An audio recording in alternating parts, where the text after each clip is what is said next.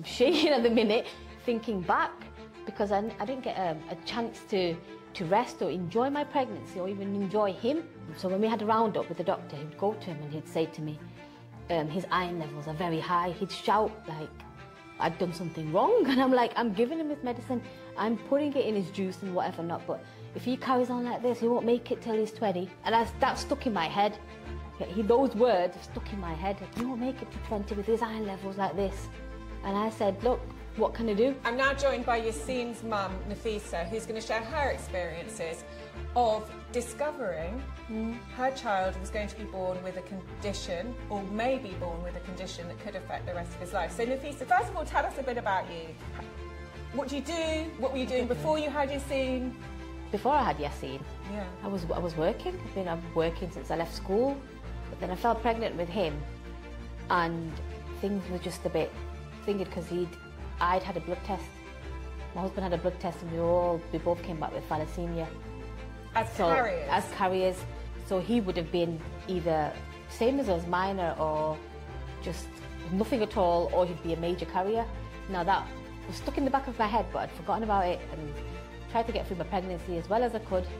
Was that a shock though? Did you know you might be a carrier? No, I knew I was a carrier, but I didn't know my husband was. Okay. And then what happened? We'd had counselling, and they put a needle through your womb, and then they check whether you're a carrier, if the baby's a carrier. But I denied all that because there was a chance you could miscarry after that. So I'd just gone ahead with pregnancy. Everything was a bit downhill with my pregnancy anyway. I'd got a few admissions in hospital with various other health conditions, but then I got over that. Yaseen was born. He was born 6 weeks early, so he was quite small. He wasn't growing very well inside. So he was in intensive care for 3 weeks after he was born. Day 10, they did a heel prick, and it confirmed that he was a carrier. But obviously, as any parent would, you'd be in denial. You think, oh, my child's fine, he's going to get through it, he's going to get through it. It was only I think he got discharged 3 weeks after, and then we took him home. He was really fragile. He was only born at 2 pounds 14 ounces. Wow. So he was quite small. He was like a little fragile little baby. We were like, is this guy going to make it through? And then after he'd come home, he was home for a couple of weeks, and he was straight back in because he felt poorly again. Come back out, and then obviously he was growing. And to me, I knew deep down there was something not right with him. But as a parent, a mother would, you want to keep him safe, keep him away from all the health professionals or whatever, because I know they can be a bit intimidating. And then she'd come one day to visit him, the health visitor. He was playing on a playmat, and I could see the look in her eyes, because it wasn't one of them, there was but 3 of them. They were looking at him thinking there's something not right with this kid. And she'd made a call to the hospital. I'm in the room, but I'm just like acting, he's fine. They'd gone away, they'd spoke to the hospital, they'd rang me back and left me a voicemail saying I need to get him to the hospital because he may need his first blood transfusion. And at that point I freaked out, because obviously you don't want to think like that. He's only 10 months old. And your first baby, right? So he was my first baby, and obviously, I don't know, I was in complete denial. And then we'd gone to this appointment. I took my mum with me, because I did every appointment. I'd take my mum with me because I was scared. I'm still, till this day, I'm scared of needles. When he has his blood done, I don't look. I just look away. Even when I've gone through pregnancies, I've gone through all sorts, but I never look. So I don't know. I've got through that, and then I'd go to the hospital. My mum would sit in the room with him. I'd be outside crying my eyes out while he's having his cannulas in, and they were like looking everywhere, looking all over his head, his feet, everywhere, basically anywhere they could get a vein in, because he had fragile. And then they were thinking about putting a port in. And I think at that point I said to him, no, try his hands, whatever you can. They'd got in there anyway, finally, but I'd sit outside the room crying my eyes out while my mum would handle him. I was still in denial. So you couldn't have got through it without your mum? Yeah, I couldn't have done it without my mum. What did they say? Once they gave you the diagnosis, what did it mean? Like when they said to you, did you know what it meant? I had no. We've got a massive family. We've got nobody in our family with this condition. So it was all new to everyone around me. It was new to me, and it was really hard because I couldn't cope without my mum.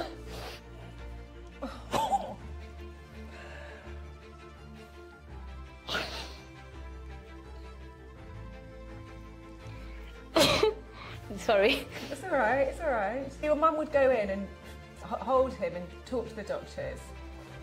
Yes. She'd sit through every transfusion with him. I'd freak out because I'd be like, oh my God, it's that time again. So was it immediate that Yaseen had monthly transfusions? Yes, it was. It must have been quite a shock to your life as a family then. So now he's in a bed, obviously, because he's, 13 now. Yeah. But he started off in a cot. Yeah. So then he grew. Because finally, so all his nurses know him from that. So they know him from being that big to what he is now. And it's amazing because he had a nurse called Mary. She looked after him quite well. She retired 5 years ago, but the care she gave him, it was incredible. She'd give me, now when I go to the nurses, it's because I'm used to her, she'd used to sit with me, give me time. She'd tell me exactly his levels. She'd give me she'd give every patient time, and she'd say, this is the level, this is the levels. And I got used to that so much that every month I'd go in after she left, and then I was like, where's my little roundup? And they were like, sorry, it was only like Mary that used to do that. But then I think they've got to know me now. They know this mother ain't gonna let it lie. So they have it ready for me now when I go in. Like his iron was this, and now it's gone to this, and it's this, and it's this. Yeah. So it's been an emotional roller coaster, but we're there now. I don't need my mum there anymore. So it's tough, but we've got over it, we've got through it, and my message to you, everyone out there, would be, it's tough in the beginning, but you get through. Because since then, you're remembering something now that's obviously painful, and as a first-time mother, that must have been horrific and very frightening. It was, because like I said, I was in denial. I was like, there's nothing wrong with my kid.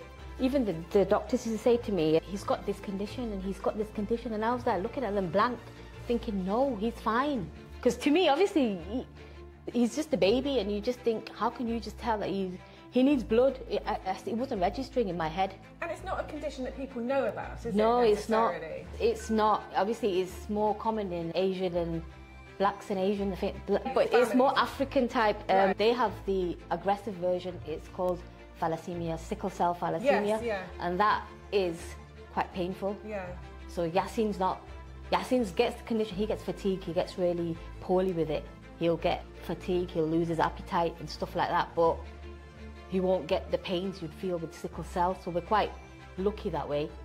But yeah, over the years... And in the beginning, did they explain to you, you can live with this condition, it will be okay? Or they did. Or were you terrified thinking... They did, but there was this one point where he used to have a doctor called Dr. Will, and he was a really good haematology doctor. He's retired as well. And he was, I think, 3, something like that. His iron levels had shot really high. Because obviously he's that young, and we'd have tablets to get rid of the excess iron, and his levels were kept going. So when we had a roundup with the doctor, he'd go to him and he'd say to me, his iron levels are very high. He'd shout like I'd done something wrong, and I'm like, I'm giving him his medicine, I'm putting it in his juice and whatever not, but if he carries on like this, he won't make it till he's 20. And that stuck in my head. Those words have stuck in my head. He won't make it to 20 with his iron levels like this. And I said, look, what can I do? There's everything. I used to buy him, I'm not even joking, you know them fancy straws you get? Yeah. The massive straws and the helmets and whatever, just to get him to drink. It would be 100 mils of water with these soluble tablets in it. Just to get him to drink it in such a fun way, I'd get all sorts of straws, massive syringes, just to make it fun for him so he'd drink it. And yeah, we got through that. So we got through that bit. And then what happened? So talk about what you do now, because you were the mother who showed up at the hospital crying with your own mum, and now you're inspiring and supporting other parents, aren't you? Yeah, because I do think at the beginning it is tough, it's hard for any parent to go through that. But then... What, to think in the pregnancy there might be something wrong with your child, and then to discover after they're born, the whole thing? The whole 9 months, you just think, oh my God, what's going to come out of this, what's going to come out of this? I think the terror, the complete, what's it called in your mind? You're living with it 24/7, and you're thinking, I think that's why I got so ill with it. That he was born 6 weeks early. Because you were so stressed? I was stressed out as anything. My placenta wasn't working. Right. My bladder had gone. Yeah. My bladder's completely gone now. I have to self-catheterize because there was problems. I don't know what had happened. in the pregnancy. So since then I've lost all bladder sensation. I've had a roller coaster of a ride. So when he was born, it got tough and tough. And I'm shaking at the minute, thinking back, because I didn't get a chance to rest or enjoy my pregnancy or even enjoy him. Yeah. Because he was in intensive care, so we were back and forth from the hospital, back and forth, 3 times a day. We were doing that, trying to get him. And then finally, what happened?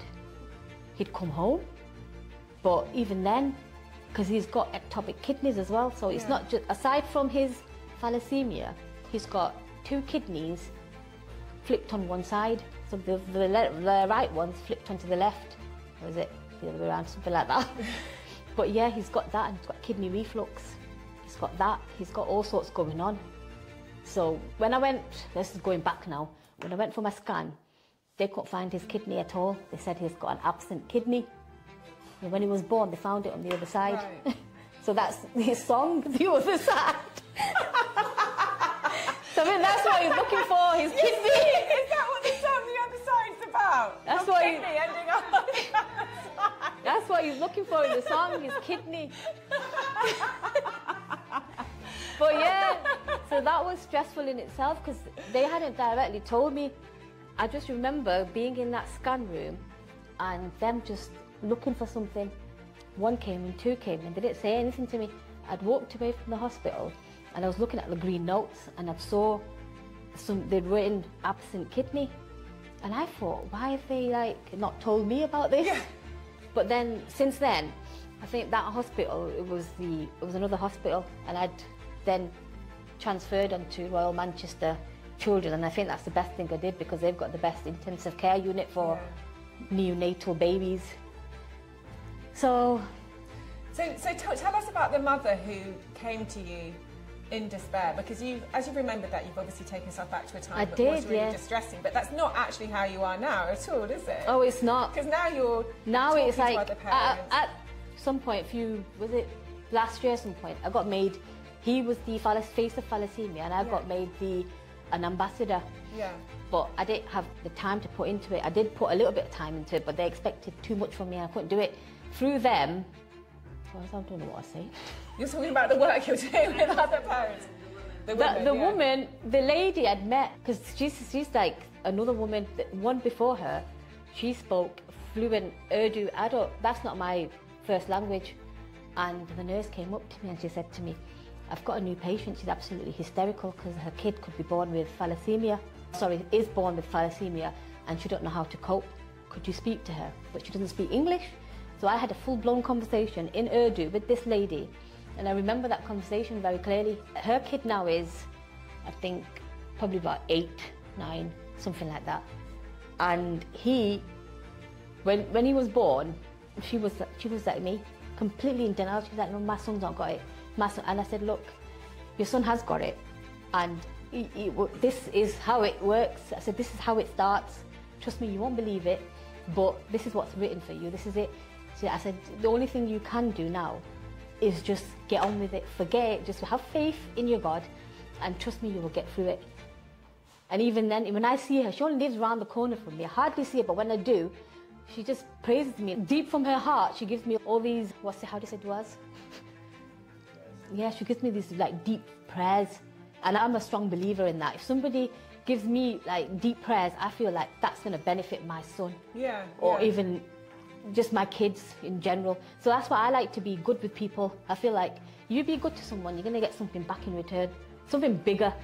And then that's one story. But then this story here, this one was a bit of a strange. When the nurse again approached me, she rang me and she said, I've got another patient for you, and I feel like you're the best one to speak to her. They're expecting their 3rd child. They had 2 in Afghanistan, and they've come here, and this one may have thalassemia, because obviously back in Afghanistan you don't have the testing and whatever not. But she wanted to ask me questions about the needle and whatever not. And I said, look, I don't think you should do that. I said, if you find out that child is absolutely normal, and then for you to go and miscarry after that, he said it's going to kill you. I said, you're not going to be able to live with yourself. I said, just have faith in your believer and you'll be fine. Trust me. But she goes, but I think in her head she had it like, this child's going to be born completely disabled, will have an arm, this was her exact words, will have an arm missing. And I said, no. I said, it's nothing like that. I said, you need to meet my son. I said, I was like this, trust me. I said, from the beginning, I was exactly like you are. And then I thought the same about my child. But if you see Yaseen now, you'll see he's a confident man. I said, he's growing into a lovely man. I said, I said, you see him one time and you'll be like, you know what, why am I even thinking about what's going to happen? I said, you're going to be fine. Here's my number. If you ever need me, give me a call. Yeah. I didn't hear anything from her. I thought maybe, deep down, I thought maybe she's gone and had... Determination. I thought she'd had determination, and then she came, I think, just a couple of years back. Was it last year? The 2023 it was, yeah, because we didn't go to this Christmas one. Last Christmas, 2023, we have annual Christmas parties at the Thalassemia Centre. We get invited every year, so we went there. And I saw the woman, and I thought, because my mind's a bit funny, when I see faces and I forget them. But I looked at her and I thought, something clicked. I saw a young kid with her and I thought, maybe? But then I thought, no, I don't know. She came up to me at the end of the event. She said to me, you're that lady, isn't it? And I said, are you the one I spoke to? And she said, yeah, you've given me so much, what's the word? Hope. You gave me that hope, and there he is, look. And I saw that kid and I said, I told you, didn't I? I said, I told you miracles can happen, and that is a miracle there. I said, he may have the condition, but he's the living thingy there right in front of you. I said, if you didn't have him, what would your life be? And she hugged me and she was giving me all the praises in the world. And that meant the world to me. Yeah, because you'd given her hope. I'd given her hope, and she was just really happy that the condition in itself, yeah, it is hard, but you learn to live with it.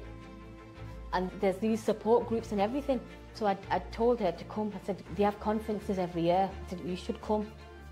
So then she started joining these conferences as well, because they hold them in restaurants and places. Yeah. Massive conferences about the condition is. And the updates in treatment. You learn a lot. And what did you think of when you heard the lyrics Yaseen had written? I thought it was amazing. It touched my heart, because I didn't know what he was creating, sat in his room, until he'd come out with it. You told me. He told me a couple of times, but I took no notice. I thought I know, that's funny. So what happened? I thought he was blabbering around, because he does. He told you he'd written the lyrics and you hadn't really paid much attention. I didn't pay much attention until I'd spoke to George, and she was telling me about it, and I thought, okay, I need to listen to this. And then I heard it and I thought, wow, that's deep. Yeah. Because that touched me, it really did. So it's one of them things where Yaseen just holds that hope in everything. Everyone's dead proud of him. He's, I think, the shining star in our family. Just a shining star.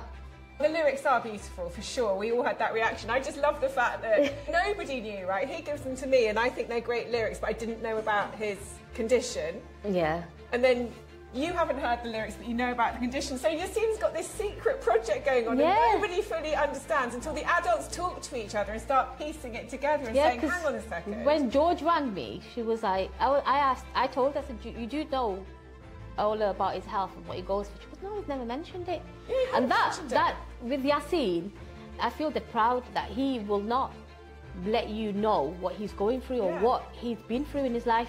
He just gets on with it. He gets on with it, and it makes me dead proud that I have to tell people that this guy suffers from this, that, and the other. He won't tell you.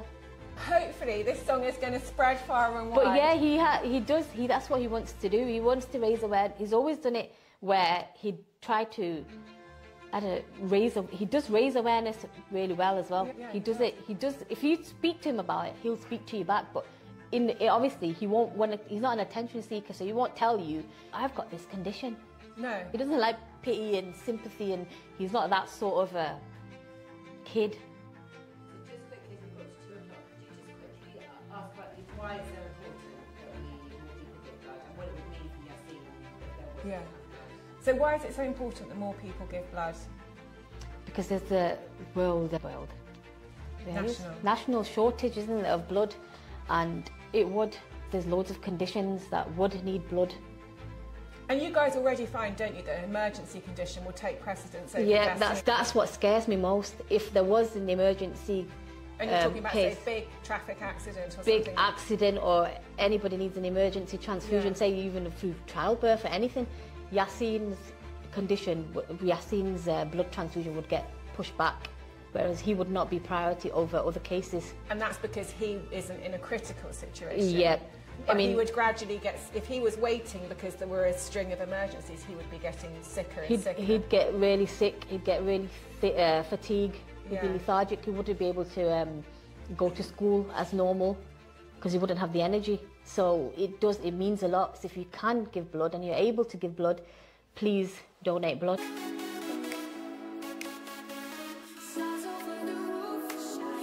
I'm staring at the stars over the roof, thinking about the things I wanna do. I'm dreaming of a life so true, where I can be myself, not just a fool. Stars over